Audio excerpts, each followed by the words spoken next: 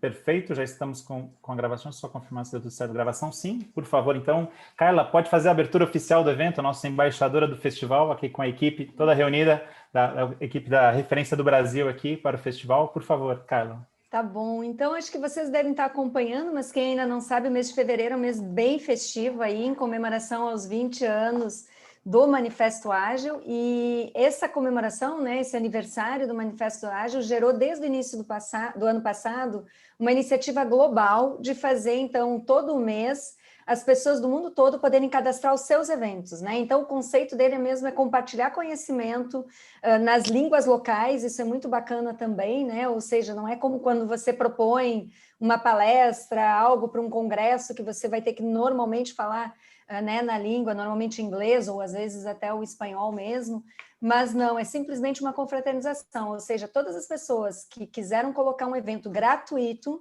e o bacana é que vai ficar depois disponível, a princípio, para sempre, né, no YouTube, enfim, no site do festival, para as pessoas continuarem compartilhando informação.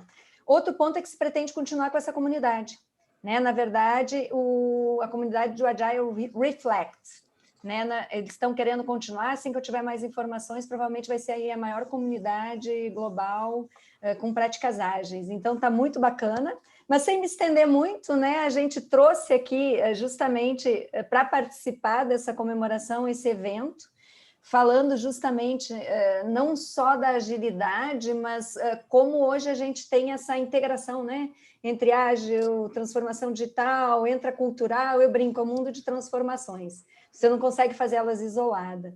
Então, só para a gente fazer uma conversa inicial, o festival foi muito bacana porque ele trouxe um refletir sobre o Manifesto Ágil, né? Que a gente às vezes entra tanto no dia a dia, todo mundo conhece, né? Ou vai lá, pesquisa o manifesto, mas esquece dos princípios que ele tem por trás, e às vezes a gente acaba focando muito em ferramenta ou muito em questões de frameworks e esquece o conceito, né?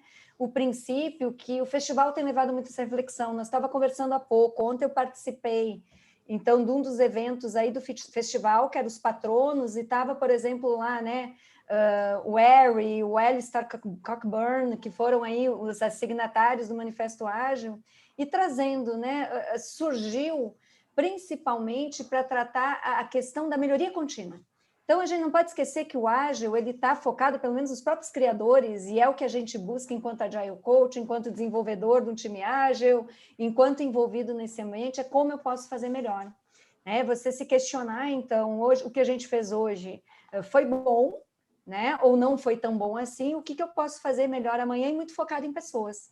Esses são os pontos principais, aí, os pilares que a gente pode dizer que a agilidade traz, e tão falado mindset, né, que algumas pessoas até já estão começando a trocar essa palavra por hábitos, comportamentos, são muito pautados nesses princípios. E para finalizar um pouquinho só o conceito do ágil, é bom lembrar também que agilidade não é velocidade.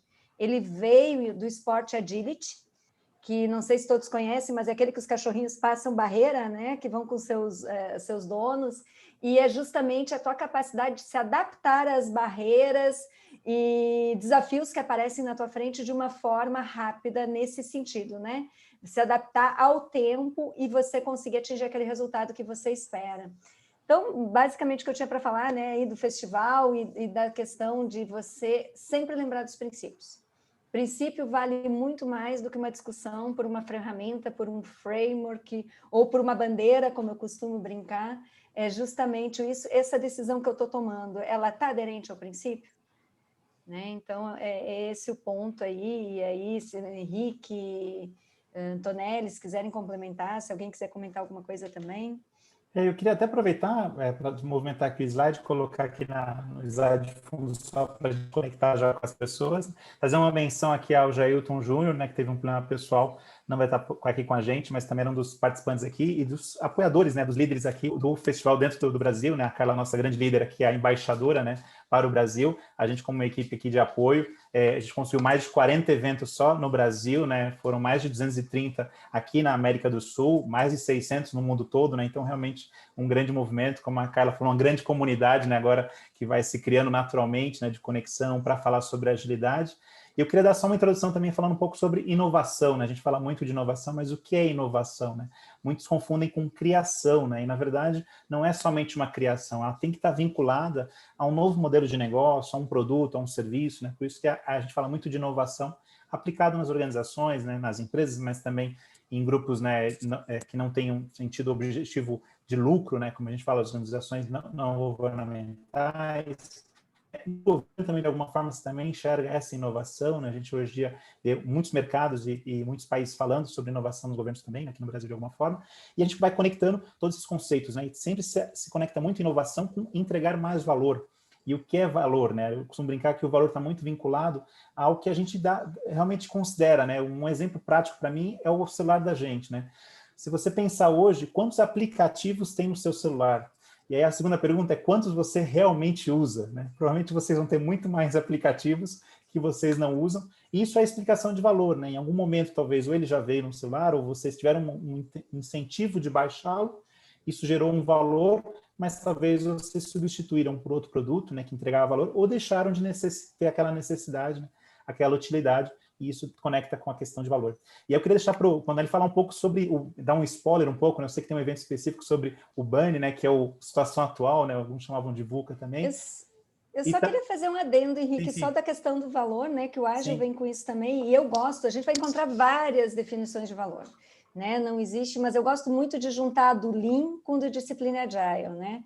O Lean, ele é muito claro, valor é aquilo que você entrega e alguém está disposto a pagar. Sim. Ele traz isso muito, muito seco. E o Discipline Agile, quando ele reescreveu, né, ele fez alguns updates nos princípios ágeis e no próprio manifesto ágil, ele traz que você deve, né, produto que seja consumível. Ou seja, se as pessoas estão consumindo, elas estão enxergando valor. Para mim, essas duas palavrinhas, eu estou disposta a pagar, ou está sendo consumido. Então, aí eu sei que eu entreguei valor. Né? Eu acho bem simples. E eu gosto que você fala de consumir. E o consumir, no fim do dia, é atenção, né? Estou dando atenção a algo, estou conectando, né? Ou seja, eu concordo totalmente.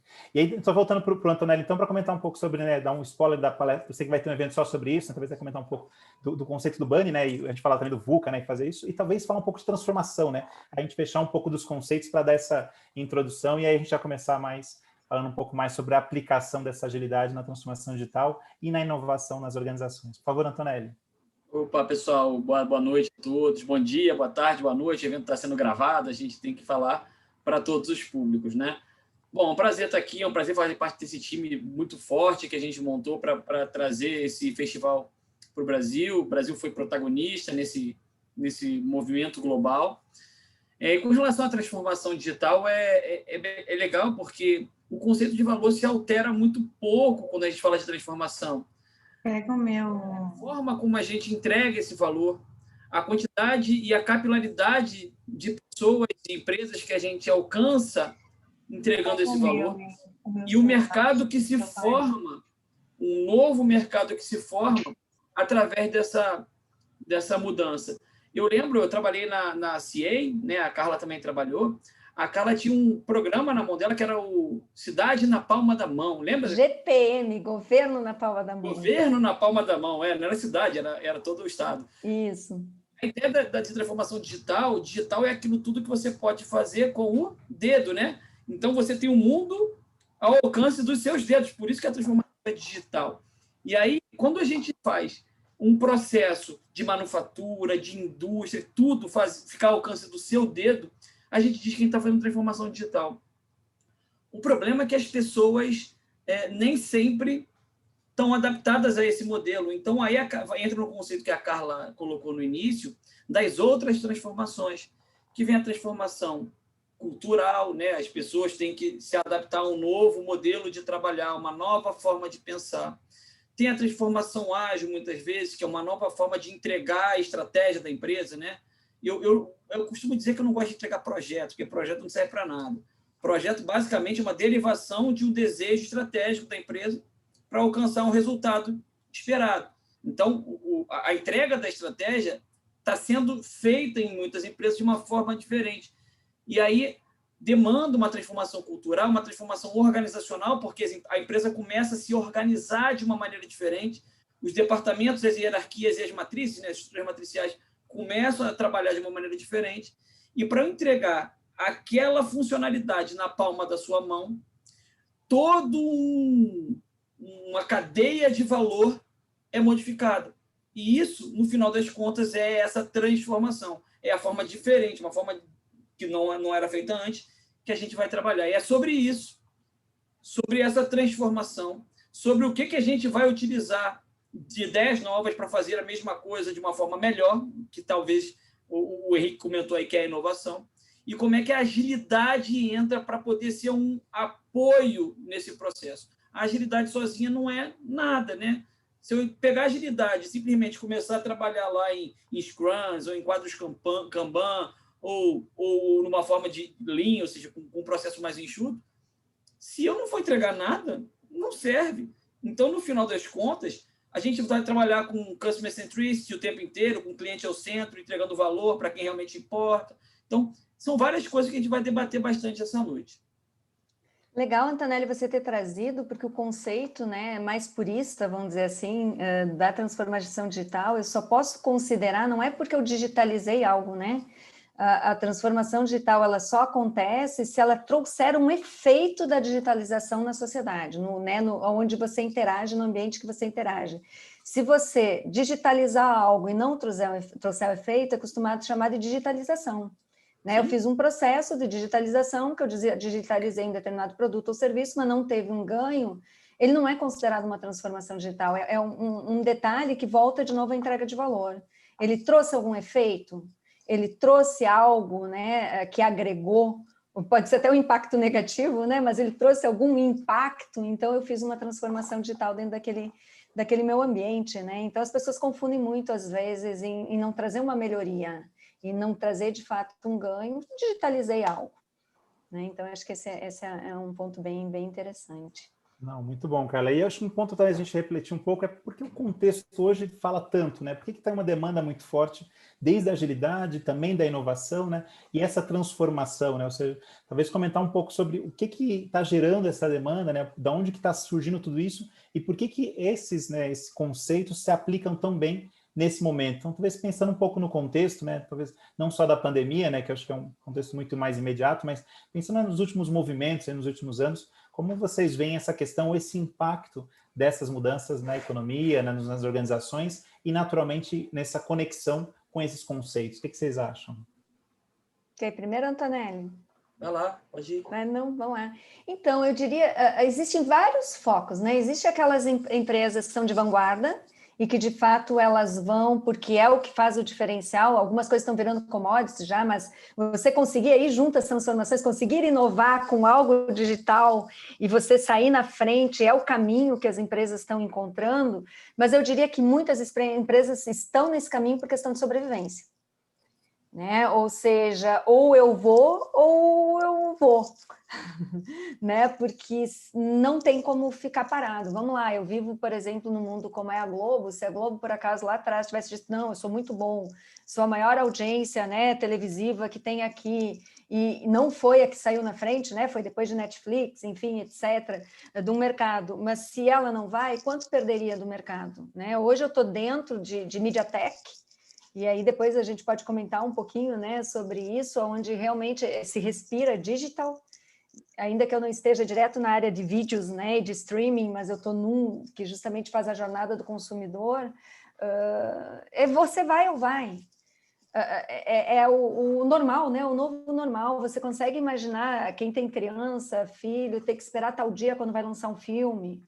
Ou esperar, né, que nem a gente fazia, liga lá para a operadora de táxi, vê quando vai ter um táxi disponível, que vai vir para sua casa. Você quer essa facilidade para tudo, o consumidor pede, né? Então, para mim, é algo que é um novo normal mesmo, das pessoas terem tudo na palma da mão. Amanhã depois talvez nem seja mais na palma da mão, né? Seja na pele, um chipzinho, sei lá, enfim... mas você ter na hora que você quer, no momento que você quer, atendendo aquela sua necessidade. Eu vejo isso. E o legal é que a gente está falando a gente sempre cita exemplos do mundo de hoje, né? Você pensa que daqui a 4, 5 meses, com 5G, a gente vai ter uma série de coisas que a gente nem imagina que a gente vai ter. A gente vai ter carros autônomos totalmente funcionais, cidades totalmente conectadas, com Wi-Fi liberado. O preço, o Wi-Fi que hoje é um negócio que é caro, a internet que hoje é um negócio que é cara, com a explosão de produção, vai ficar um negócio bastante barato, porque o consumo vai ser mais importante do que o custo da conectividade. Isso já acontece para a indústria de saúde, já acontece para a indústria bancária. Para o consumidor comum, está sendo descoberto ainda. Eu brinco sempre, quando eu dou minhas aulas, que isso só acontecia na eleição, né? A pessoa só valia um na eleição. Agora ela vale um em qualquer ambiente, em qualquer cenário econômico, né? Então, se uma pessoa vai lá na rede social, critica, e aquilo ali viraliza, isso é bunny, né? Um projeto que gasta milhões pode não dar em nada, e um comentário pode viralizar e o cara ganha milhões. Outro dia eu estava vendo a pessoa, acompanhando uma pessoa que acompanhou uma influencer, chama Maíra Cardi, um taxista. O cara ganhou milhares de seguidores e hoje o cara fala coisas lá no Instagram. Então, assim, a gente vai fica olhando o cara não capitaliza aquilo, porque talvez ele não tenha esse treinamento, não tenha esse coach, vamos chamar assim, para poder aproveitar esse mundo em transformação que a gente vive. E quem aproveita, quem se prepara, acaba fazendo. Então, o que a Carla falou sobre a Globo, por exemplo, não ter aproveitado no início, ela teve um custo de oportunidade, mas que não foi fatal para o negócio dela. Como foi, por exemplo, para a Blockbuster, como foi, por exemplo, para a Kodak, como foi, por exemplo, para várias empresas, para Mesbla, o que mais? Em São Paulo tem algumas lojas de apartamentos também. Então, a gente tem que conseguir entender que a gente não está falando só de empresa, a gente está falando de profissão. Se as pessoas não pensarem, na minha palestra de Mundo Bunny, eu explico isso. As 9 profissões mais importantes de 2015, nenhuma delas estava entre as 15 mais importantes de 2020. Nenhuma. Sabe por quê? Porque aquelas de 2015 prepararam o mundo de 2018. As de 2018 prepararam de 2020. E provavelmente as de 2020 não vão estar entre as 20 maiores de 2022. Porque o mundo está rodando de forma exponencial, em progressão geométrica. Então, se a gente ficar parado, achando que a gente fez uma faculdade de Direito ou de Engenharia e nunca mais vai poder estudar, aí tu vai começar a conectar conceitos como lifelong learning, tu não pode parar de estudar, tem que continuar aprendendo.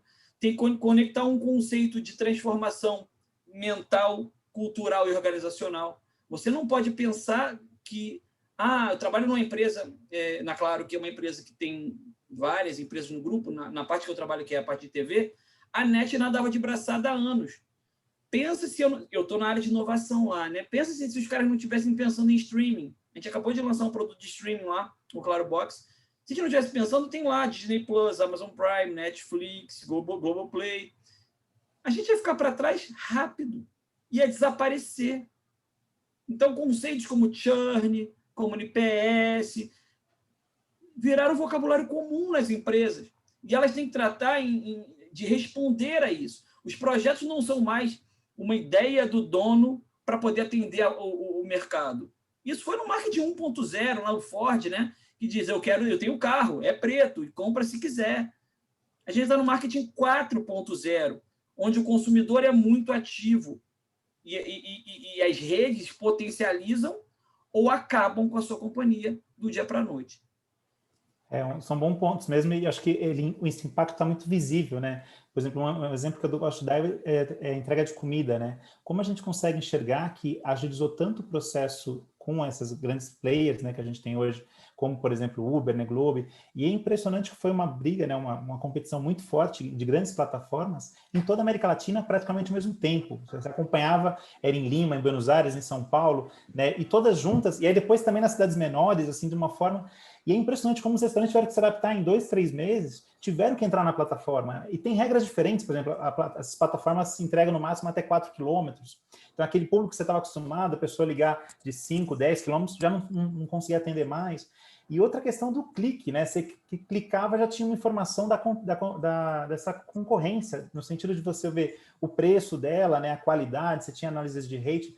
Então, o impacto dessa mudança foi muito forte e muito rápido, né? E por que não pode acontecer o mesmo em qualquer profissão, né? Como o Marcelo comentou, talvez assim, a gente fala, essa minha área aqui é mais tranquila, engenheiro civil não vai mudar. é impressionante, eu já vi casos de empresas de software que fazem monitoramento de imagens de obras para acompanhar a evolução da obra. Ou seja, é uma coisa assim, se for pensar, né, a gente, há anos atrás, onde imaginar que uma máquina ia conseguir tirar uma foto, né, eu trabalho com soluções de drone satélite, né, drone satélite que vai acompanhando a evolução da obra somente pela foto, ou seja, então, uma série de ações que a gente fazia, né, estava acostumado com ações operacionais, a máquina de alguma forma está conseguindo entregar esse valor, e aí fica um pouco a pergunta, né, como que a gente consegue entregar valor como ser humano nessa competição? E aí tem aquela questão da agregar, né, de a gente conseguir agregar a máquina a algo.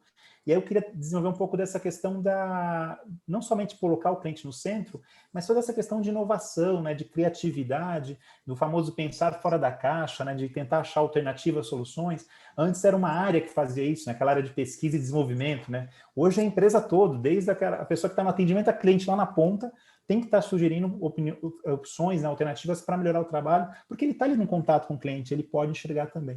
Então, eu queria comentar um pouco sobre isso, né? Como é que vocês veem essas questões do ser humano, né, comparado com a máquina, ou alinhado com a máquina, e ao mesmo tempo como que isso vai afetar as nossas profissões, né? Como o Marcelo comentou, as profissões estão mudando muito, né? E a gente diz que tem muitas profissões, acho que 85% em 2030 das principais profissões, a gente não sabe ainda quais vão ser, né? Já era um grande desafio assim. Então, talvez, para quem é profissional aqui dentro, né, desse evento, tentar imaginar como talvez pode se preparar melhor para esse futuro e onde talvez vale mais a pena investir, considerando os temas que a gente colocou aqui. Vamos lá, gente. Eu vou fazer só um parênteses importante do negócio que você falou, da adaptação dos aplicativos de entrega de comida no início da pandemia. Isso só foi possível porque eles são empresas, primeiro, num padrão de startup desburocratizadas, que rodaram um mindset, ou seja, um comportamento, uma cultura ágil. O ágil no sentido de que eu tenho que entregar valor rápido, senão eu acabo. Senão vem outro player e vai ser maior do que eu, vai acabar comigo. Isso é mindset. E terceiro, como todo mundo é capaz nesse mundo de entregar valor e ser percebido, se você não aproveitar a oportunidade de sair na frente, você não consegue. Então, a pandemia não foi ruim para todo mundo. Foi muito bom para muita gente. E a gente deveria perceber que e isso é Bunny, né? Que em toda a adversidade vem uma oportunidade. Quando você diz que o profissional ou a empresa é resiliente quer dizer que você deforma e volta ao estado normal. Ou seja, você se adapta temporariamente, mas depois volta para a zona de conforto. Isso não é bom. Isso já foi bom no mundo VUCA. Isso foi bom lá no mundo VUCA. No mundo Bunny, você tem que melhorar, e aí aquele ali é o novo patamar. Aquele ali é a nova zona de expectativa das suas partes interessadas. Então, tem coisas que surgiram aí, por exemplo, logística low cost, você comentou aí, iFood, Rappi. Cara, a ideia das empresas grandes é entregar qualquer produto com Motoboy Express. Qualquer produto, pensa qualquer produto, televisão. Vai ter um carrinho, um Uber, qualquer Uber Eats, o cara vai pegar a televisão no depósito e vai entregar na casa do consumidor. Não vai ter uma empresa especializada, uma frota com ativo. Então, esse negócio de pensar, de ter pessoas que pensam, a ideia do mindset ágil é que a empresa inteira tem que pensar em soluções para os problemas que ela tem. E para que ela consiga fazer isso, ela tem que expor os problemas para a empresa inteira. E a ideia do pensamento, da solução colaborativa, de conjunto, laborar, trabalho, todo mundo trabalhar em prol de um resultado só. Legal você trazer isso, Antonelli. Ontem eu estava num outro evento e a gente acabou discutindo um pouco sobre isso. E a pergunta veio, qual a tendência para a empresa que está buscando business agility, por exemplo, né? E aí eu disse, eu vou sair um pouco fora da caixa aqui e filosofar no sentido que é chegar a ser uma comunidade como esse evento que a gente está no Agile 20 Reflect, uma comunidade como Jornada de Vendas, né? Uma comunidade como Heart of Agile, onde, na verdade, você expõe o problema e ninguém distribui tarefa para ninguém. né? A verdade é que você tem várias, né, tarefas, é escrever um livro, é botar palestras no evento, é fazer o marketing do evento. Alguém vai lá e diz, cara, eu faço, cara, estou tendo problema, quem pode me dar uma mão? O outro vem lá e faz, e estão fazendo coisas incríveis. Jornada Colaborativa tem mais de 15 livros aí, 1 ano e meio, 2 de existência, eventos aí, o último deu 4.000 pessoas, e existe um idealizador, existe uma ideia, um propósito por trás de alguém, existe. Mas são as pessoas que vão se auto-organizando e fazem acontecer. Esse espírito, eu acho que de conseguir buscar essa forma de pensar para dentro de uma organização, sem ser bem como o Antonelli falou, estamos com um problema financeiro ou com uma crise, se fecham os executivos lá, ficam, qual é a nossa estratégia, o que a gente vai fazer? Cara, expõe. Mas as pessoas vão ir embora. As pessoas pelo rádio corredor estão ouvindo que está tendo algum problema, as que querem ir embora vão embora igual, de qualquer forma. No momento, se você trouxer, eu sempre digo, seja o problema que for, é um problema financeiro, é um problema... Pode vir a ideia de onde você menos espera, né? Pode vir, enfim, alguém que você nem imaginava pode vir colaborar com você. Então, eu acho que à medida que as empresas entenderem isso, que se ela quer uma velocidade, a cocriação é de fato uma cocriação, não são os executivos sentarem, né, e definirem. Claro que a gente sabe que às vezes tem uma estratégia de mercado que você não pode abrir, porque se vazar, o concorrente sai na frente. Mas você pode ir botando pequenos desafios daquela estratégia para as pessoas pensarem junto com você, sem necessariamente ser o todo. Isso me lembra de uma consultoria que eu estava fazendo de ágil escalado, e tinha uma outra consultora que tinha uma consultoria dela, e ela disse, poxa, estou preocupada, foi até um pouco antes da pandemia aqui, que estão diminuindo os projetos, eu tenho profissionais excelentes, eu acho que não sei como é que eu vou fazer para manter eles. Eu disse, você já discutiu isso com eles? Você já viu como é que eles podem montar esse negócio com você, já que você está dizendo que eles são maduros, que eles são excelentes? Propõe até um percentual, vamos ser parceiro. Cara, né, eu gosto do trabalho, a gente trabalha bem, tá reduzindo aqui por N motivos o mercado, por crise, seja lá o que for, ou porque o nosso produto já não atende mais, né? Vão sentar junto, e aí depois no tempo eu encontrei, ela disse que foi nessa linha, eles tinham fechado um negócio muito bacana, o cara ganhou lá um percentual como se fosse de venda dele, e vida que segue. Então, essa nossa cultura de temos um problema, fechamos as portas, né, e vamos chegar cheio de estratégia, agora o time A, né, tem que fazer tal coisa, o time B tal coisa, é isso que na minha visão é um blocker da agilidade que se espera de resposta ao mercado. Mas é uma jornada, a gente sabe que não vai mudar isso de noite para o dia no pensamento da empresa, mas eu vejo uma tendência, se eu quero business agility no que surge, né, no princípio que ele traz, é realmente exatamente o que o Antonelli falou, é abrir as portas para todos, né, sejam problemas, desafios ou até objetivos que se tem e todo mundo trabalhar junto. Acho que essa questão da participação, né? É bom você trazer esse ponto do Business Agility, né? Essa agilidade nos negócios, porque ela tem uma base muito forte em Management 3.0, né? Que hoje se fala muito, né? Essa questão de sair do comando-controle, naquela visão que a gente tinha, o diretor definiu, todo mundo sabe que está errado, mas não, foi o diretor que definiu, né? E tem toda uma questão de ego, às vezes, assim, para gerenciar também, entre os diretores também, parece, às vezes, tem empresas que parece que estão mais brigando entre si, né, dentro das áreas, do que realmente remando juntas, né? Teve um caso que eu ouvi muito curioso, de uma empresa que estava muito forte no processo de venda, estava muito preocupado, o diretor de vendas disse, não, a minha equipe de vendas não vai participar da festa da empresa.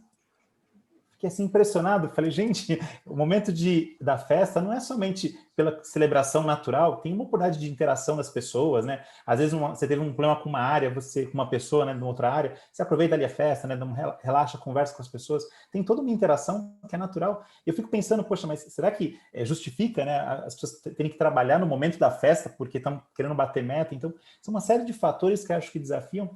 E eu queria trazer um pouco essa discussão para a gente aqui. Como que vocês veem nessa questão de que forma a gente consegue dar mais esse empoderamento à ponta, né? Eu acho que tanto quanto as pessoas, né, os funcionários, os colaboradores da empresa, mas também como, acho que você comentaram um pouco da organização exponencial, né? Porque também, como eu posso fazer como a Amazon, né, que liberou os funcionários para criar os seus próprios serviços logísticos, né? Quase como microempresas dentro da grande empresa que é a Amazon. Então, como vem também essa questão de, pensando em empresas menores, os chamados parceiros, né? Como a Carla mesmo comentou, por que não trazer os funcionários para dentro como parceiros e fazer junto, desenvolver junto uma solução e num nível muito amplo de colaboração, e aí vem toda essa questão de voluntariado, né? Eu acho que vocês comentaram bastante sobre isso. Então, como vocês veem esse movimento? E uma pergunta que eu ia fazer assim, mais emblemática. Vocês acham que as grandes diretorias, né, as grandes lideranças das empresas, né, estão preparadas para essa perda de poder? Ou esse ainda é um processo um pouco lento? É desafiar um pouco vocês nesse ponto. E aí, Carlinha? Pode ser. O que traz muito isso, e aí quando as pessoas falam em cultura, né, cultura por si só não quer dizer nada, né? Como eu comentei, são hábitos, comportamentos, e o que vem mais fundo são as crenças, né? Então você tem que entender muito esses líderes, qual é a crença que ele tem. Quando eu falo em crença, é desde o olho do gato, do dono que engorda o gado. Cara, se a pessoa tem uma crença de que as coisas só funcionam se ele estiver ali olhando e você não trabalhar essa crença, não vai ser ferramenta, não vai ser education, não vai ser nada que vai mudar, a não ser você mostrando com outras atitudes, hábitos e comportamentos de que também funciona, né? E aí, sendo muito transparente, toda pessoa pode ser trabalhada e mudar, mas tem pessoas que não se adaptam e não vão se adaptar a esse novo modelo. Então, são decisões que pode ter sido, a pessoa pode ter sido né, a pessoa com maior performance, a mais exemplar, mas para um modelo que existia. E o modelo mudou, então, o que eu diria para essas organizações, né, aí para os líderes que contratam, que desenvolvem pessoas que estão buscando isso, os próprios RHs, que eu nem enxergo mais um RH, né, na verdade tem que trabalhar junto aí dentro de todo esse processo, é de fato conseguir mapear qual é o perfil, quais são as crenças. E crença é uma coisa muito interessante. Ontem eu comentei também. Eu tenho um irmão, por exemplo, que desde pequeno eu ouço ele falar que quem muito trabalha não tem tempo para ganhar dinheiro. É uma crença que ele tem. Não vou dizer que ele é o cara mais rico do mundo, mas ele mora numa cidade do interior, né, onde você consegue ter... A riqueza é muito relativo, né? Consegue ter um padrão de vida excelente, e desde que ele se formou como advogado, ele montou uma estrutura que ele trabalha tipo das 10 às 3 da tarde, no trabalho formal. Né? E tem um padrão de vida muito bom, mas porque ele pautou toda a forma de trabalho dele, etc., na crença que ele tinha. Então, eu acho que as organizações, quando começam a trabalhar essa mudança, existe um trabalho bacana de motivação, existe um education, mas se você, de fato, não mapear, e aí entra um pouquinho de valores, eu falo sobre crenças, mas os valores que estão pautando aquela organização e você não trabalhar justamente neste cerne, vai ser muito difícil fazer a mudança. Né? Então, para quem tiver interesse, eu tenho no LinkedIn os 10 passos da mudança cultural, que é uma tradução até de um artigo, colocando justamente, né, esse mapeamento e de você começar com o que tem hoje também. Né? Você não vai mudar com a chave, é o pequeno passo que eu já possa fazer hoje e mude a minha atitude e o meu comportamento. E aí, trazendo um pouco para a pergunta, né, mais direta da situação atual, a gente encontra ainda crenças muito antigas. A gente tem ainda organizações de que vale quem grita mais alto do que algo fundamentado, dados e fatos, e aí no momento que alguém começa a trazer dados e fatos, né, que a organização não traz, mas começa a medir, começa a ter indicadores e começa a fazer essa mudança. Não vai ser num treinamento, não vai ser num bate-boca, não vai ser numa discussão, mas é mostrando resultados com forma diferente. Aí não importa o papel que você esteja. Se você conseguir, aí entrando um pouquinho em inovação, né? Inovar para dentro da organização, algo que não é o padrão e que agregue, você vai com certeza conquistando adeptos. Então, mas é uma jornada e é um desafio que a gente tem aqui, até pela nossa educação, né? A nossa educação também, o professor fala como tem que ser feito, você responde exatamente aquilo que ele espera e você tira 10, né? É o resultado esperado e você é educado dentro desse padrão. E aí eu brinco, às vezes, quando a gente fala em colaboração, a gente culpa muito os líderes, né? O líder, às vezes, é uma pessoa que centraliza muito, que microgerencia, mas culturalmente, um trabalho que a gente tem que ser feito, e aí é desde a educação, as pessoas também não querem essa responsabilidade. É muito fácil eu fazer aquilo que me mandaram, entreguei e pronto, fiz minha parte. É confortável. É confortável. Então, a gente não pode olhar só para o líder, né?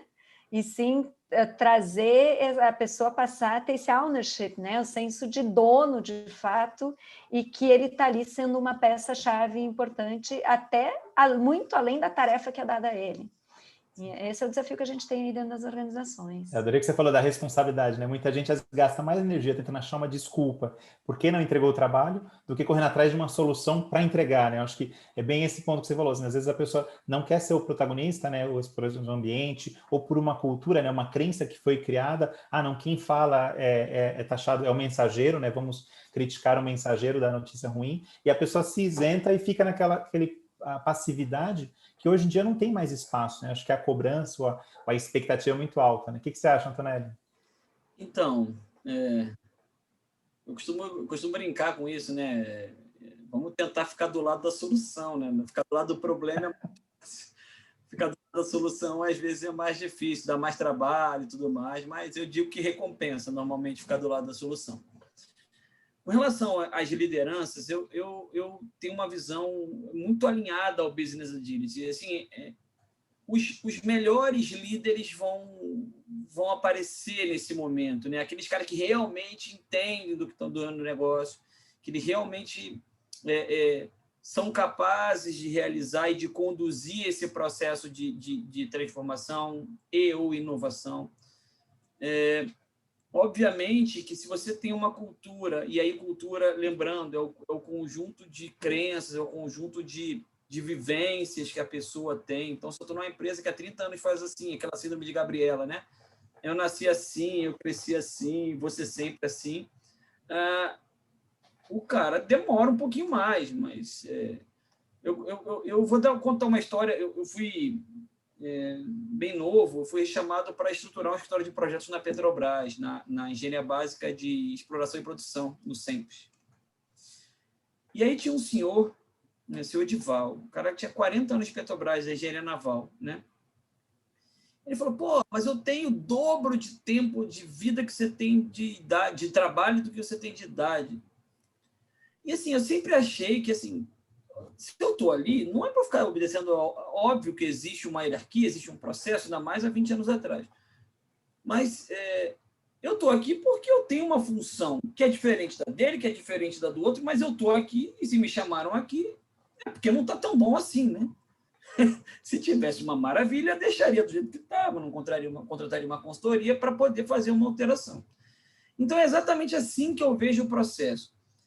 Eu costumo dizer para todos, se eu tenho uma reunião com 10 pessoas e todos concordam com o líder, 9 são dispensáveis.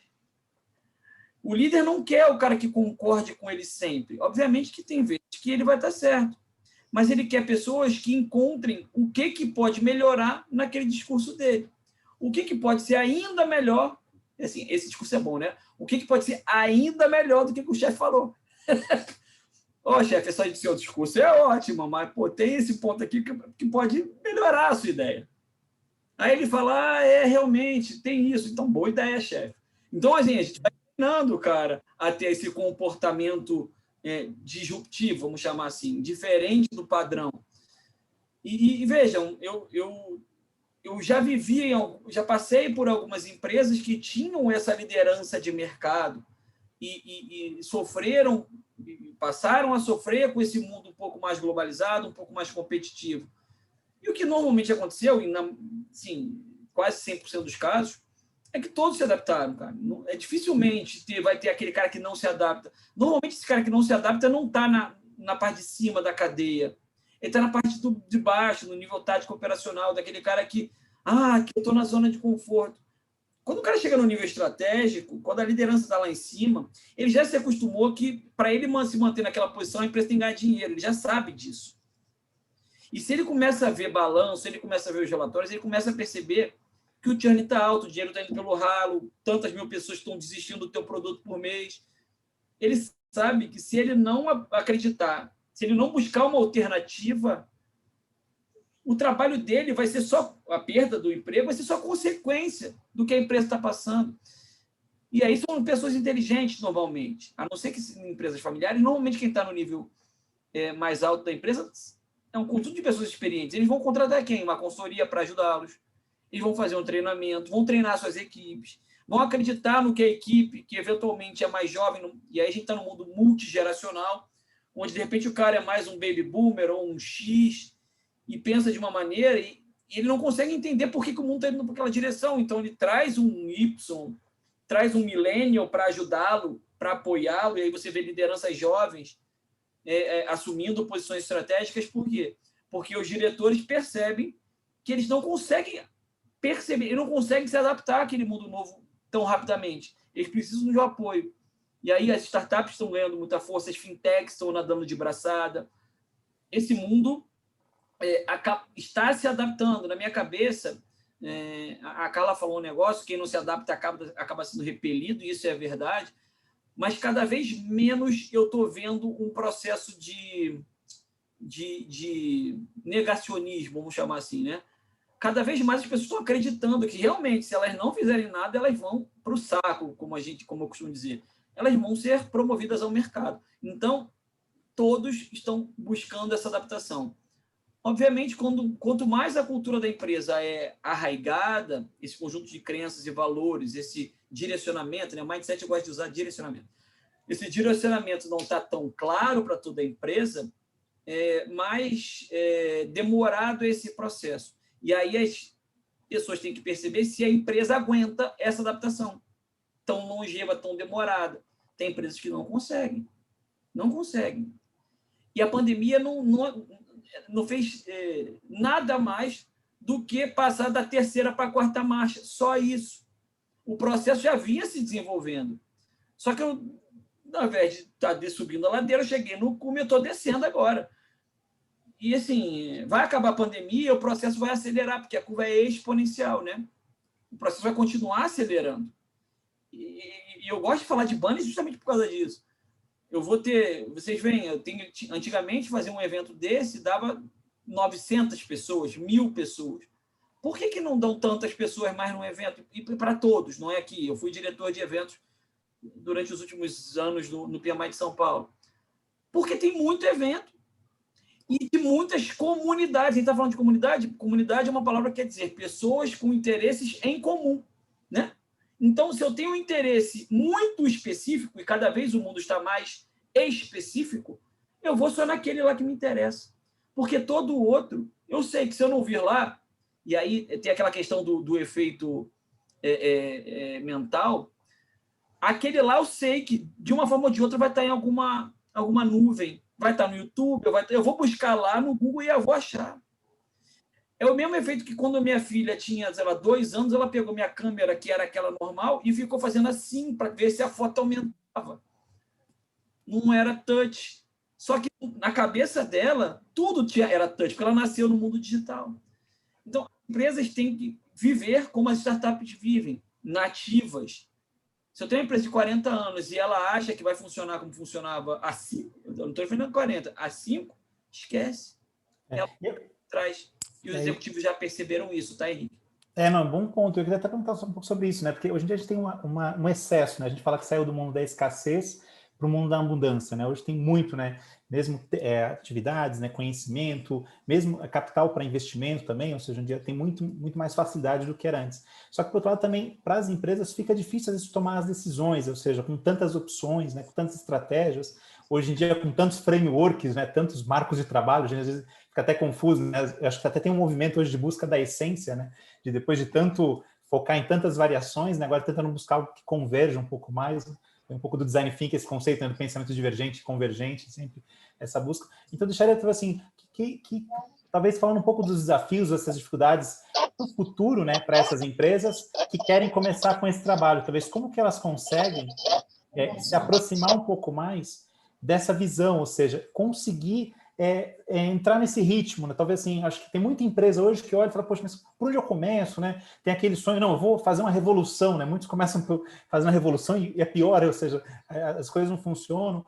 Ou seja, talvez dicas, né, que pelo conhecimento, pela experiência de vocês, talvez dariam para quem está começando, e talvez não só pensando na empresa, mas talvez nas pessoas também, né? Quem às vezes está num estilo mais tradicional de empresa, ou trabalha numa empresa mais tradicional, como que talvez que consegue se envolver nesse processo, né? E naturalmente, como você comentou, nadar de braçadas com essas oportunidades que estão vindo, né? Que eu acho que é um grande movimento hoje. O que vocês acham? Quer falar, Antonelli? Pode falar. Eu ia falar um negócio que me veio à cabeça agora.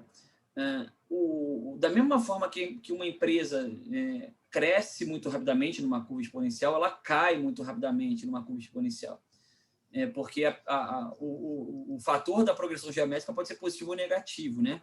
Então, eu lembro do Pokémon GO, atingiu 50 milhões de usuários em 19 dias. E hoje ele tem alguns milhares de usuários, não tem milhões. Porque ele cresceu rapidamente e não conseguiu se manter lá em cima. Isso é uma dificuldade, lembrando do que você perguntou aqui, isso é uma dificuldade. Crescer muito rapidamente, eu estava assistindo ontem uma palestra que diz exatamente isso. Quando você cresce muito rápido, você não tem tempo de estabilizar, de gerar uma fundação, de gerar um alicerce sólido para você. Você tem que conseguir montar uma estrutura que você cresça de forma sustentável. Isso é uma dificuldade no mundo acelerado que a gente tem. Você crescer de forma sustentável, e o exemplo do Pokémon GO para mim, o melhor exemplo que tem hoje. A gente demorou, sei lá, 50 anos para ter 50 milhões de pessoas andando de avião e 19 dias para ter um aplicativo. Mas por que tu tinha 19 dias o aplicativo? Porque tu já tinha muito mais de 50 milhões de celulares. Porque tu já tinha muito mais de 50 milhões de pessoas com internet de alta velocidade. Porque você já tinha muito mais de 50 milhões de pessoas adaptadas a esse mundo de conectividade. Então, tem uma série de pressupostos que chegaram a esse mundo. A dificuldade é você se manter sustentável. Você, por exemplo, tem um joguinho de celular que você está lá 3 anos jogando. Dificilmente acontece isso. Você vai lá e larga e troca por um outro. Ou um aplicativo de edição de foto. Facebook, alguém usa? Orkut, alguém usou? Se manter no topo é muito difícil. Daqui a uns 3 anos deve ter uma outra que vai substituir o Instagram. E assim o mundo vai girar. Por isso que na inovação, depois eu falo o que eu ia falar, mas só seguindo o gancho que você está falando agora, por isso que na inovação, a empresa que realmente está inovando e está de olho no mercado, é ela que mata o produto dela em prol de um outro, né?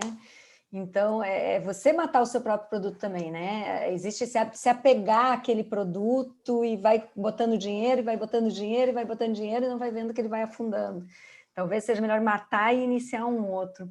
Mas que eu ia voltar ao desafio e por onde começar, eu ia comentar em cima do que você disse, Henrique, de fazer a virada em toda a empresa. Eu só vi fracasso com isso, na minha experiência. A última que eu tive foi um PMO bem tradicional mesmo, né? Um PMO assim bem preditivo, mas que tinha indicadores, que trazia resultado, né? Valores de negócio. Então, não nessa adaptabilidade, não, né, nessa que o mundo pede, mas ele era muito bem estruturado e trazia uma visão estratégica muito boa. E com a questão de todo mundo tem que virar ágil, etc., veio a área de TI, porque esse PMO não era só de TI, era um PMO, né, de toda corporativo. Veio a área de TI, tem que ser ágil, botou um monte de squad sem fazer education, squad. Não deu 1 mês ou 2, não se tinha mais, até uns 4 meses, não se tinha resultado, porque não tem como ter resultado, e acabou com aquele PMO que existia. Ou seja, detonou todo e qualquer, até reaproveitamento, porque o primeiro passo que você vai fazer é aproveitar o que você tem e fazer a melhoria contínua em cima dele. Não é agora, vamos mudar a chave para tal coisa, derruba tudo que eu fiz, porque quando a gente fala que mudou e mudou a forma, não é desligar a chave à noite e ligar uma outra chave de dia. Existe o DNA da empresa, existe o education, existe uma série de questões. Então, eu até, não sei se eu cheguei a botar um post no LinkedIn, mas eu tenho um material que eu falo que é Business Agility por onde começar mesmo, onde eu junto várias indicações de vários frameworks, como SAFe, como Discipline Agile, como LES, a minha experiência também, montei alguns passos que, de novo, não é prescritivo e não quer dizer que vai servir para todo mundo, é um caminho, que é justamente a questão de você começar pelo assessment. Eu acho que o que eu estou falando aqui para quase todo mundo não é nenhuma novidade, né? Você vai fazer um assessment, só que pós-assessment, antes de eu sair treinando os times, eu vou fazer um education com os líderes. Os líderes têm que quererem. Se eu não ultrapassar essa barreira, eu vou ter só células ágeis, ou célula de inovação, ou seja lá do que for, eu não vou ter isso dentro da organização. O momento que eu fiz, eu digo, não é treinamento, não é botar os líderes num workshop e dizer está todo mundo capacitado. É education no dia a dia, é acompanhar na reunião, dar feedback. Não é à toa que o Ágil fala, né, do loop frequente de feedback, é na hora, não é esperar agora no mês tal a gente vai ter um one-on-one e eu vou dar um... Não, é na hora. Para isso tem que ter alguém acompanhando, e aí pode ser alguém da empresa, pode chamar de coach, pode chamar do que quiser. Não importa o nome, mas alguém que consiga ajudar, dando feedback, fazendo esse education com os líderes, para então escolher um piloto. E aí, normalmente, eu sugiro 2 extremos.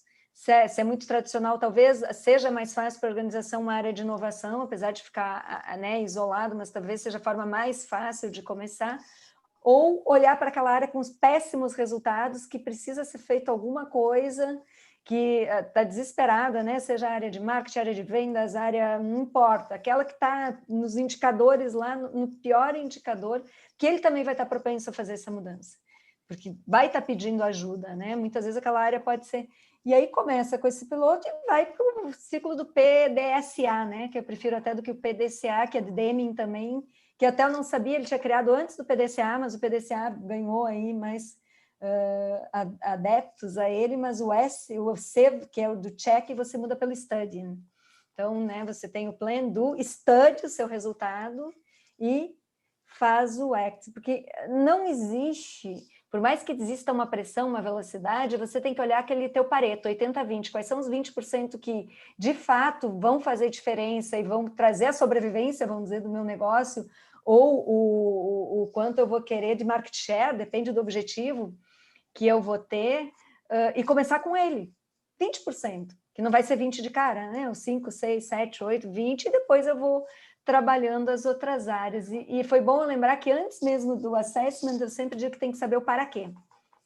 Se eu não tiver propósito para aquele movimento, vou fazer porque todo mundo está fazendo, vou fazer porque eu acho bonito, vou fazer porque eu estou quebrando e disseram que se eu fizer o ágil, ou digitalização, ou ir para a inovação, eu estou resolvido. Não. Para quê? O que você espera lá no fim desse processo? E aí sim eu consigo começar a trabalhar. É uma jornada, eu sei que tem um trade-off aí, às vezes o mercado não te dá esse tempo não, ou você em 3 meses vira, ou vira cinzas. Existe, e aí você vai fazer esse trade-off, talvez o caminho seja algo realmente um pouco mais Big Bang. Mas se você puder fazer o teu Pareto do 80-20, pegar naquelas áreas que são os teus 20% e começar com ela, você já tem um resultado muito rápido. E aí continua a jornada dentro da tua organização. Só um parênteses, né, Henrique. Só um parênteses. Eu me lembrou, ri, porque me lembrou, quando eu fui fazer o elevator statement para esse pessoal, o para que é o primeiro, né? Para que eu vou fazer isso aí? Pensando, mas isso aqui é muito teórico. Eu falei, não. Vamos lá. Antonelli, mas deixa eu falar 2 coisas importantes que a empresa corta de cara quando está desesperada. O para quê? E a retrospectiva, que é o feedback. Você vê times Scrums fazendo as cerimônias e cortando a retrospectiva porque não dá tempo. Onde é que a melhoria contínua, que é um dos principais pilares de você conseguir fazer a adaptação e responder mais rápido. Mas é o primeiro corte que você vê. Não tenho tempo para isso. E a retrospectiva dá muito problema por causa de cultura, muitas vezes, né? Você não pode expor tantas coisas sobre determinada pessoa, porque é uma pessoa importante, ou porque tem influência com uma outra pessoa. Mas, gente, se a gente não puder falar o que você fez de errado, como é que você vai poder melhorar? Como é que você vai saber disso? O feedback não é um negócio que se discorda dele. Você internaliza, cara. A pessoa pensa aquilo de você, queira você ou não, goste ou não goste. Se você não quiser saber, tudo bem, eu não te conto, mas você não melhora, ninguém melhora, a empresa não melhora. Já, não vou ser só eu que vai saber disso. Vai ter mais gente. Então, você quer que eu te ajude a melhorar ou não? Esse é o papel do coach, né? Esse é o papel do Agile Coach, eventualmente até do Scrum Master, se ele estiver executando o processo muito bem. Então, esses briefings, que você discordar de alguém ou falar uma coisa que acontece, não é ofensivo. Você pode falar a verdade com educação. Você não pode omitir a verdade, porque você não vai estar fazendo o seu trabalho. E esse é um pensamento importante para trazer aqui. Se você trabalha com a função de Scrum Master, de Agile Coach, é ter o job description falar isso. E se não está acontecendo, é ter o job description escalar isso. Não está acontecendo, os caras você não vai ter resultado, porque eles não estão fazendo o processo da maneira correta. E se todo mundo pensar dessa mesma forma, que, olha, não adianta falar de mim, pensa se você fez dessa maneira mesmo. Se não fez, tudo bem, internaliza e fala, não fiz, foi uma percepção dele, eu estou errado. Ou, sim, eu fiz, vou melhorar na próxima, e aí todo mundo vai ganhar com isso. Fala, meu amigo Henrique. Não, eu ia querer conectar com tudo isso daí, voltando um pouco para a origem da agilidade, né? Acho que muito do que vocês estão falando é a agilidade que ajuda, né? Por exemplo, você pega os valores do Scrum, né? Está vinculado com esse conceito da agilidade, por exemplo, a questão do foco, né? A coragem de falar o que está, né? O respeito também, tem que falar, mas saber falar, não precisa agredir o outro só para fazer um feedback, né? Toda essa relação. Também a questão do comprometimento, que é muito importante, né? E, por fim, essa abertura para a coisa acontecer. Então, acho que isso vai conectando, e por isso que a agilidade talvez está tão no ápice desse conceito, né? Porque ela adapta tudo isso, ela flexibiliza muito mais os planos, né? Porque eu tenho entregas com menor tempo, e isso de alguma forma vai dando essa vazão para a empresa. E aí tem muitos casos que a gente vê das empresas que elas se preocupam tanto em acelerar e às vezes se esquecem do básico, que é a questão da mudar, né, o mindset, né, a cultura, esse direcionamento, como você comentou, né? E também, né, Carla, muitas vezes deixam de conectar com o básico, que é, vamos por partes, vamos fazer um piloto, vamos entender o porquê mesmo para fazer, né?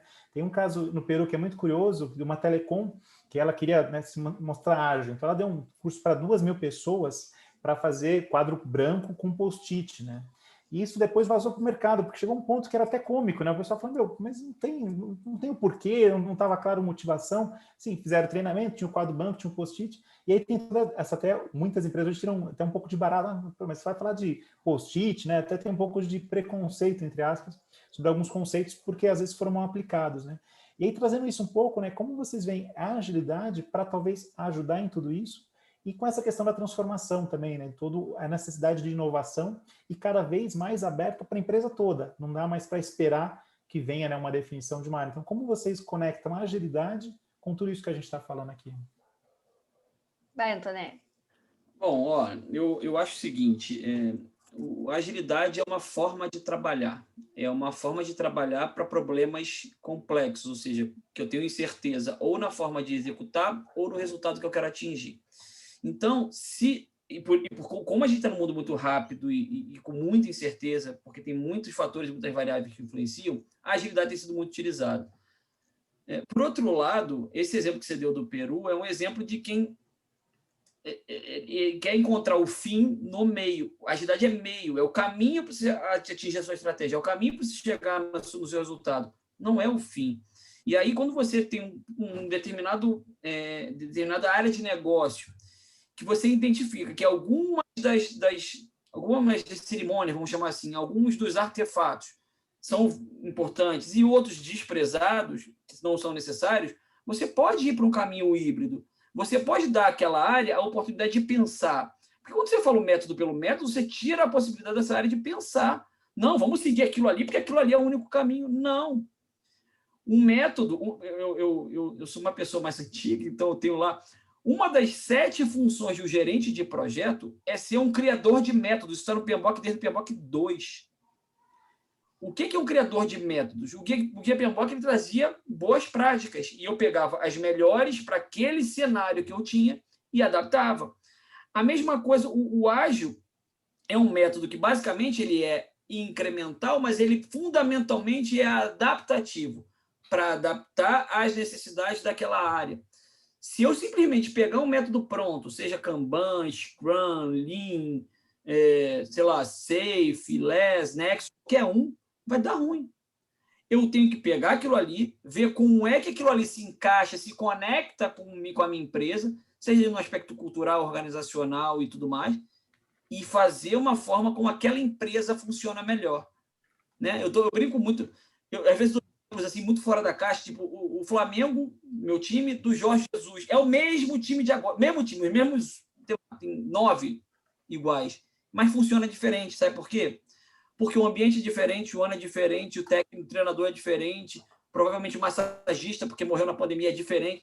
Tem algumas coisas diferentes que influenciam na engrenagem, no funcionamento. E você não tem que se apegar a coisas que funcionaram no passado. Vai lá e adapta. Modifica uma coisinha ou outra para funcionar. Carla.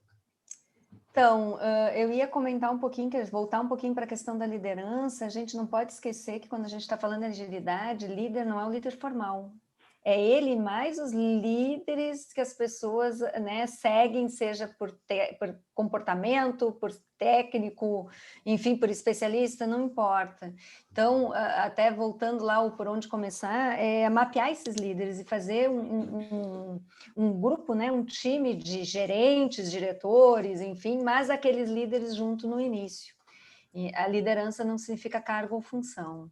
E aí, falando em agilidade dentro da organização, quando você começa a escalar, você pode até ter tua hierarquia funcional, mas você vai criar uma operação virtual, que aí, independente do seu cargo ou função, você pode estar exercendo papéis em qualquer uma das práticas que você vai ter e em qualquer nível, vamos dizer assim, não é nível hierárquico, tem o nível de comunicação, né? Comunicação mais estratégica, comunicação mais tática, comunicação mais operacional da tua operação virtual, que não tem nada, absolutamente nada a ver com a hierarquia. Então, relembrando aqui, aí o Antonelli trouxe um pouquinho, né, dessa questão, justamente, são coisas diferentes a maneira que você opera e a tua hierarquia, né, que você tem dentro da organização. E aí, falando de desafios, a gente já falou bastante da cultura, mas quando eu trabalhei no governo Palma da Mão, que eu peguei de alguns governos, a gente esquece que tem muito brasileiro que não tem acessibilidade ainda, o acesso ao dígito. Eu peguei projeto, por exemplo, na Amazônia.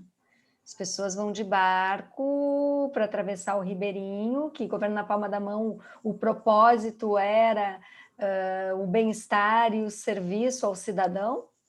E aí, como é que você lida com questões de infraestrutura, que eu estou falando de um extremo lá, mas a gente sabe que a gente tem uma população que nem todos têm acesso. E aí vem um dos grandes desafios que as organizações encontram quando vem países de desenvolvimento, vamos dizer assim, né? Enfim, como é que lida com isso? Então, não é à toa, eu sempre gosto de usar como exemplo que as operadoras de avião, né? Aí a TAM e todas elas se digitalizaram, você faz tudo pelo celular, mas você tem o atendente, você tem o quiosque ainda, porque tem as pessoas de idade, que ainda não entraram. Então, o cuidado que você tem que ver nessa transformação, quando você vê entrega de valor, qual é o meu nicho de mercado? Eu vou querer abrir mão de um determinado consumidor que ele não vai, né, às vezes não por questão de vontade própria, mas não tem acesso, ou eu vou querer esse nicho também. E aí vem o equilíbrio, como a Antonelli falou, até do híbrido, enfim, não só em métodos e modelos, mas na minha abordagem também. Se a minha abordagem vai ser algumas vezes um pouco mais preditiva, outras vezes uma abordagem mais ágil, e tudo vai ser drivado pelo meu propósito, contexto que eu estou e nicho de mercado. Então, acho que são pontos bem importantes de serem avaliados. Por isso, para quê? Antes de fazer qualquer passo. Conectar a necessidade com uma entrega, né? Eu acho que a agilidade, ela tem uma entrega, né? Obviamente, tem outras necessidades que vão com outras entregas. A gente costuma brincar, eu não vou lançar um satélite para fora do planeta colocando totalmente ágil. Eu preciso ter um processo talvez mais estruturado para ter alguns controles de riscos. Eu posso ter o desenvolvimento, às vezes, no modelo ágil, né? Que é o tradicional, o híbrido, como a gente chama, mas eu consigo fazer de outras formas. Agora, acho que um ponto também que conecta tudo isso, e até já caminhando aqui para o final também, que eu estou procurado com horário, né? A gente está aproveitando para falar bastante coisa, está bem, né, interessante, estou até atento com o tempo, que é um ponto importante, né? A gestão do tempo também dentro da agilidade. E eu ia deixar um pouco para vocês também agora, para já fazer as considerações finais e também conectar com casos, né? E eu queria começar com um caso pessoal, que é de essa questão da alfabetização digital, vamos chamar assim, né? Dessa inclusão digital, né? E o melhor exemplo que eu tenho é a minha mãe, porque a minha mãe era uma pessoa super simples, assim, mal usava o computador, não conseguia nem gravar um filme no videocassete, né, os antigos videocassetes aqui, quem lembra de tudo isso. Ela tinha muita dificuldade, e eu viajava muito, precisava falar com ela, não tinha como ligar. Falei, eu vou comprar um iPhone para ela, né, um smartphone, para fazer uma chamada. Eu pensei em fazer uma chamada por Skype, ela conseguia atender, e eu consegui conversar com ela. Gente, vocês não sabem, eu mudei a vida da minha mãe. Ela começou com grupos de WhatsApp, entrar no Facebook, comentar fotos. Eu dei uma oportunidade de interação para ela, e acho que muitos aqui devem ter algum caso na família, né, um conhecido. Como essa inclusão digital, ela é importante, né? E como eu acho que, de alguma forma, a tecnologia conecta com isso. Então, eu acho que é um bom exemplo da transformação digital, um pouco do desafio. E eu só queria comentar mais um caso também, ao inverso, também um pouco, deixar um pouco para vocês também comentarem, talvez um caso mais positivo, né, de transformação digital, e talvez um mais negativo. E o negativo, talvez, que eu vi uma situação numa empresa que a gente gastou mais energia, era uma empresa, uma indústria, né? E era um projeto de melhoria de colocar algoritmos, né, para melhorar o processo de distribuição da fabricação, né, e de entrega. Tinham 4 grandes plantas de produção e tinha que fazer essa distribuição. E a empresa era tão estruturada, mas tão assim, né, lenta no processo de aceitar o novo, que a gente tinha situações homéricas, tinha mais trabalho para provar que o projeto valia a pena fazer, a gente gastava mais energia tentando coletar números, valores, para provar que valia a pena do que quando você batia o olhar no mapa, você falava, é estranho que as 4 plantas de todo um país distribuíam para todas as partes do país, ou seja, tem alguma oportunidade aqui natural, muito fácil de você ver. E outra situação muito crítica também que eu achei interessante foi a gente fez um material e ia apresentar, a gente teve que fazer 7 reuniões com o mesmo material com públicos distintos, porque tinha que apresentar para um nível sênior, depois tinha que apresentar para a equipe daquele nível, não podia colocar tudo na mesma sala, aí tinha uns problemas políticos, né, acho que vocês... Então, para mim, eu percebi, no final o projeto não foi como a gente esperava, plantou uma parte, mas não todo. Então, para mim, foi um exemplo da dificuldade, às vezes, da coisa acontecer na transformação digital. Então, eu queria ouvir de vocês também, e a gente já caminha para o final para tentar atender mais ou menos o tempo que foi acordado. Por favor, beleza. aí. Então, antes de eu comentar um case mais de business, vamos dizer assim, se vocês pesquisarem, vocês vão encontrar no YouTube vários casos da realidade aumentada, na verdade, sendo usado em tratamento de fisioterapia, e você falou de pessoas, né, com mais idade, você tem idosos que viajam o mundo todo nessas clínicas com realidade aumentada. Ou seja, é um mundo de possibilidade que traz uma qualidade de vida, e eu falei do idoso, mas às vezes quem está numa cama, uma pessoa que não tem a mobilidade, hoje tem um acesso incrível, não só de informações, mas de vivenciar coisas com as tecnologias que a gente tem. E aí, falando um pouquinho da minha mãe foi bem curtinha aqui, foi um caso engraçado. Minha mãe já está com 80 anos. E a minha mãe é daquelas que o meu pai vai no banco, ela não sabe nem tirar o extrato dela, ela sabe mexer na TV porque ela tomou frente, acho que é a única coisa que ela fazia.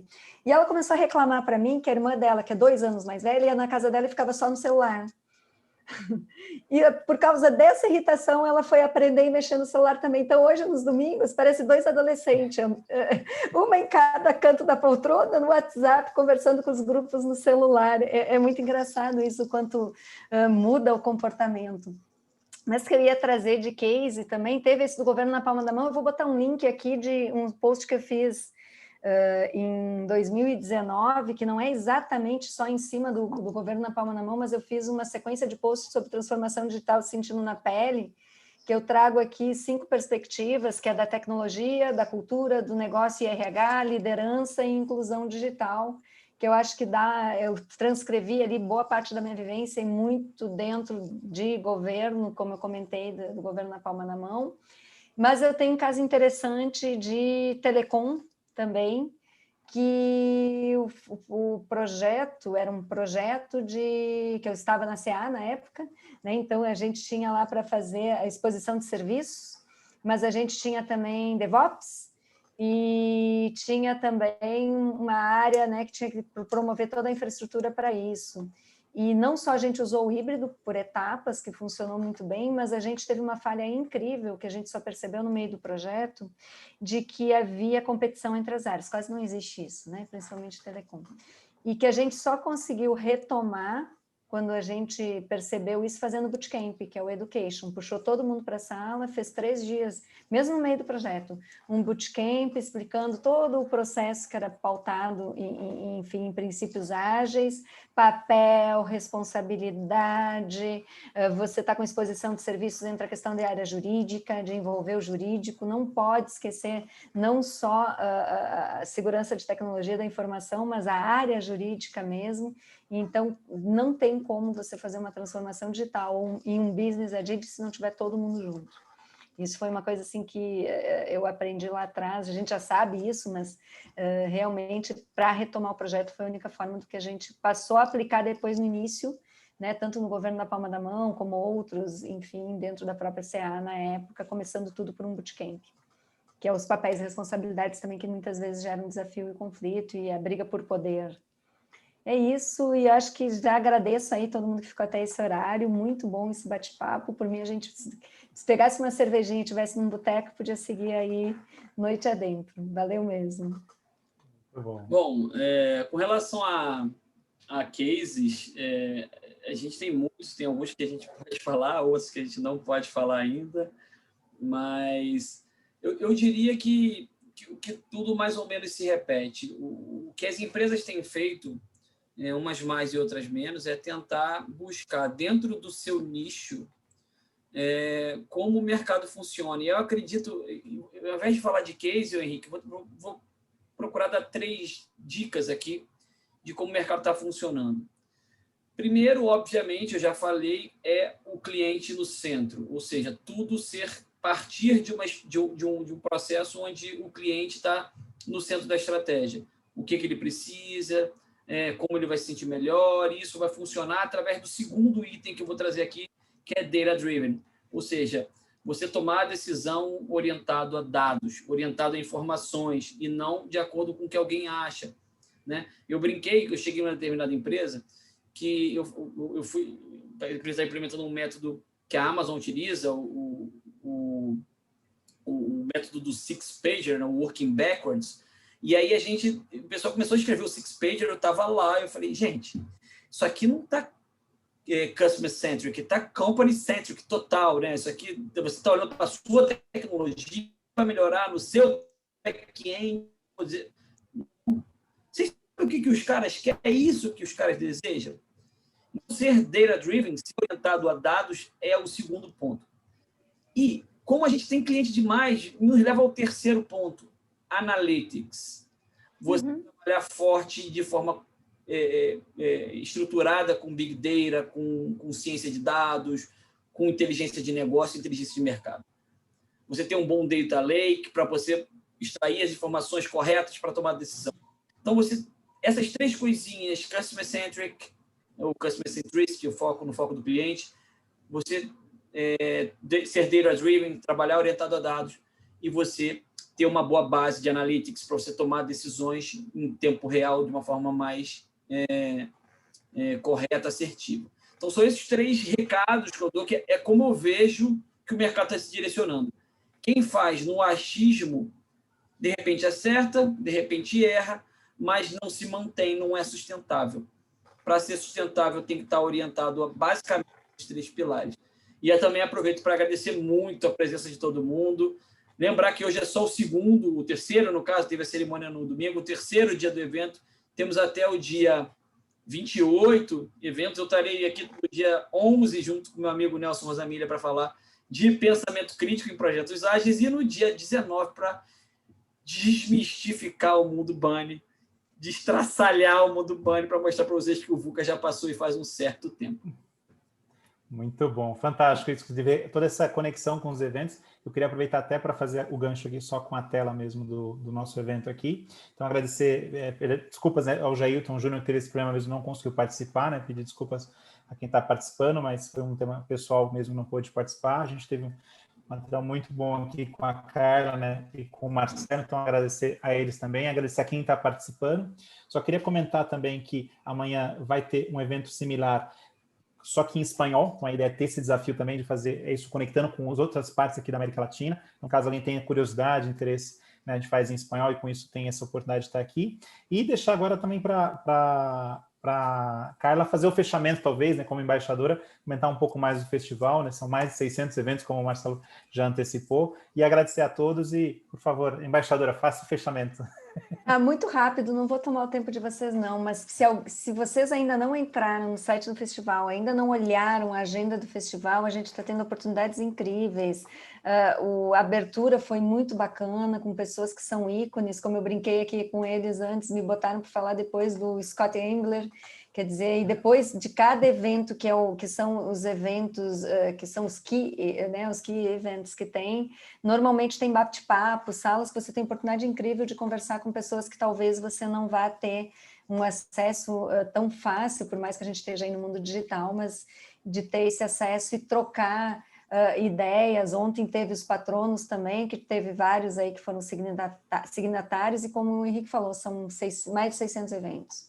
né? Então, a gente tem aí, o Antonelli vai estar aí dia 11, o Henrique amanhã, eu estou de volta dia 6, na jornada colaborativa com o Jornada Talk, e eu estou publicando no meu LinkedIn todo dia a agenda do dia. Então, se alguém quiser acompanhar além do evento, obviamente eu coloco de manhã lá os eventos brasileiros que vão estar naquele dia sendo realizados. E, mais uma vez, obrigada aí, e muito legal esse bate-papo aí, que a gente vem trabalhando duro para esse festival aí, pensando, né, não só Brasil, o Henrique fez um movimento Peru também, né, Henrique?